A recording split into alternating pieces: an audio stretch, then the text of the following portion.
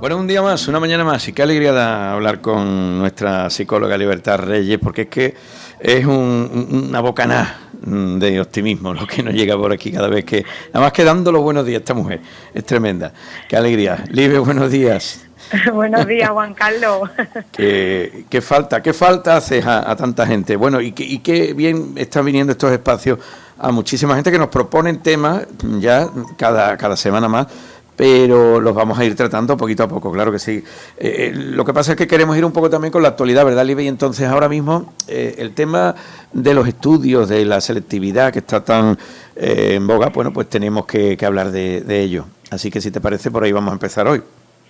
Con nuestros estudiantes que están con esa prueba que comúnmente le llamamos de selectividad, Juan Carlos, y que hoy en día se llama PAU, la prueba de acceso a la universidad. Están ahí en capilla ya. Están en capilla. Posiblemente no nos estarán escuchando porque estarán al lío. Estudiando, sí. A no ser que se estén haciendo un descansito, pero sí nos estarán escuchando sus padres, sus madres y sus familiares que estarán apoyándonos en estos días. Uh-huh. Y bueno, desde aquí pues mandarle ánimo y sobre todo mandarle algunas pautas o algunos consejos, que muchos de ellos, Juan Carlos, los escuchamos muchas veces, pero nos resistimos un poco a hacerlo. Ajá. Cosas como, por ejemplo, el descanso. Hay una regla, uh-huh, la regla del 8-8-8, que son 8 horas para trabajar. Esto no solamente para los estudiantes, sino para todas las personas. Sí. 8 horas para trabajar, 8 horas para descansar y 8 horas para todas las actividades que tenemos en la vida diaria, comer, ducharse, ocio, etcétera.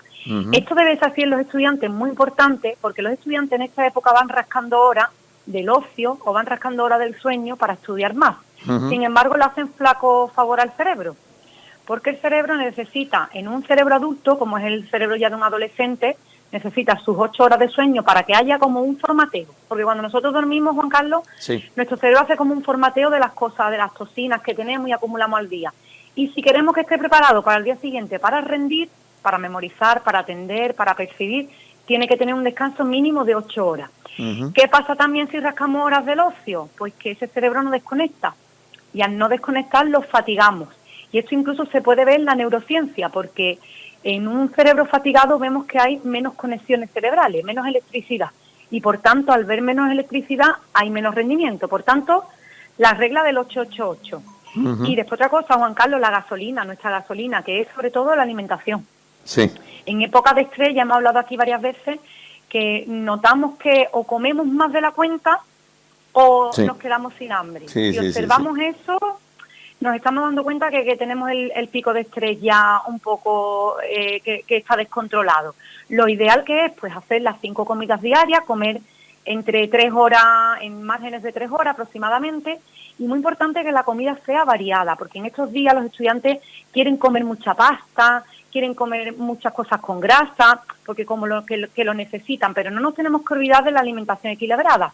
Y yo, sin ser nutricionista, Juan Carlos, doy un pequeño consejo, que es, si nosotros cogemos un plato, ¿vale? Sí. Un plato normal, uh-huh, vamos a hacerle una raya por la mitad y lo dividimos por la mitad. Medio ¿vale? plato, medio plato. Medio plato, uh-huh, exacto. Y de ese medio plato, una de las partes también la dividimos por la mitad. De manera que tenemos 2 partes pequeñitas y una grande. Exacto. Vale, pues una parte pequeñita sería destinada para la proteína. ¿Eso qué es? Pues el huevo, la carne, el pescado, el marisco. Uh-huh. La otra parte sería destinada al hidrato de carbono. La patata, el arroz, la pasta. Y la parte grande sería vegetales. Vegetales que ahí podemos meter pues todas las verduras, incluso podemos meterle también la aportación de la fruta. Eso sería un plato equilibrado. Ya cada uno que lo equilibre a su gusto, porque hay gente que le gusta más el pescado que la carne. Y esa gasolina es fundamental para el cerebro, sobre todo el que está estudiando, el que está rindiendo, porque yo, por ejemplo, que vengo de familia de campo, mi padre cuando me ve tantas horas al ordenador me dice, ¿qué está haciendo? Y le digo, trabajando, y me dice, ¿eso es trabajar? Muy propio, pues muy eso propio. Es trabajar. Sí. Eso es trabajar, señores. Así que los estudiantes que están ahí al pie del cañón, ahora dedicándole esas 8 horas, sentados con esos flesos, que si es posible, mejor la luz natural, porque tienen que estudiar mucho mejor con la luz natural, que lo mantiene más despierto. Están trabajando y su cerebro está consumiendo a un nivel increíble. Por tanto, la alimentación, muy importante. Y unos pequeños trucos a la hora de estudiar, Juan Carlos, muy breve. Sí. Mira, por ejemplo, la atención. Los estudiantes se quejan que cuando se sientan delante del libro se les va la atención y se empiezan a pensar en otra cosa. Eso es porque la atención fluctúa, ¿vale? Uh-huh. Es normal que no se flagelen, que no se castiguen diciendo es que ya me he distraído, es que ya se me ha ido la cabeza. Lo que tienen que entender es que la atención humana Nosotros podemos estar atentos o concentrados entre 45 minutos y hora y media. Eso es el rendimiento más o menos del cerebro. Entonces, si a mí me cuesta mucho trabajo concentrarme, voy a empezar por estar media horita, después 35 minutos, al día siguiente 40, hasta llegar a la hora y media. Cuando llego a la hora y media siempre tengo que tener un descanso de 5 o 10 minutos. Esos estudiantes que se llevan todo el día sentados, no es nada recomendable porque le tienen que dar pequeños descansos al cerebro. Y el cerebro rinde mucho mejor si hacemos 10 minutitos de descanso cada hora y media que si estamos toda la mañana haciendo lo mismo. Además, les aconsejo que empiecen siempre por las asignaturas de mayor dificultad y terminen por la de menor dificultad. O, por ejemplo, que terminen haciendo ejercicios prácticos, matemáticas, dibujos, cosas que les lleven a una práctica. Y, sobre todo, que intenten tener estimulación cuando estudien. ¿Esto qué significa? Yo, por ejemplo, si estoy estudiando, pues a lo mejor tengo el libro y un boli. Bueno, pues tengo que intentar tener un libro, mis rotuladores, tener cosas que me estimulen, colores diferentes, cosas diferentes que hagan incluso hablar en voz alta, lo que es nada recomendable, pero nada recomendable, por muchas excusas que pongan los estudiantes, el móvil al lado. Ajá. O el ordenador con aplicaciones abiertas, porque aunque ellos digan, porque lo dicen, que necesitan contactar con los amigos, con los estudiantes, compañeros, para duda con los profesores, eso se puede dejar en un pequeño descanso o en un pequeño, por ejemplo, si yo estudio 1 hora y media, por los últimos 15 minutos voy a contactar con mis profesores o voy a contactar con mis compañeros para preguntar dudas. Pero eso de estar estudiando móvil, estudiando, pregunto, estudiando, consulto, al final hace que la cabeza esté en 1000 cosas a la vez y no consolide el aprendizaje. ¿El tema de la música de fondo es recomendable? Pues mira, la música de fondo, Juan Carlos, es recomendable siempre que a la persona le funcione.